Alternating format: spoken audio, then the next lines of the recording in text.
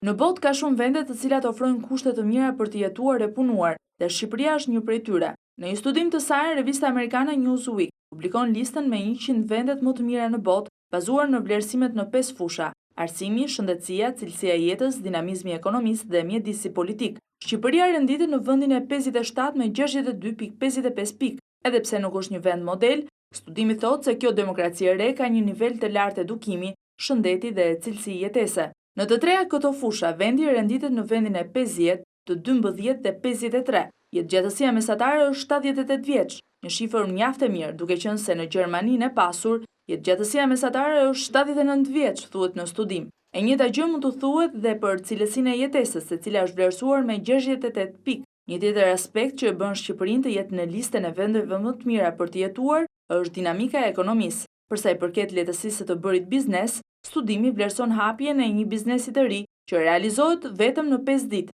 Sa i përket mjedisit politik, vendi ynë është vlerësuar me 58.6 pikë. Në studimin e Newsweek nuk përfshihen vende të rajonit si Maqedonia, Serbia apo Malizi, por vetëm Kroacia, Greqia, Turqia dhe Italia. Këto shtete renditen në vendin e 28, 26, 52 dhe 23. Vendin e parë e mban Finlanda me 89.3 pikë, e ndjekur nga Zvicra, Suedia, Australia, Luksemburgu, Norvegjia, Kanadaja, Hollanda, Japonia e të tjerë.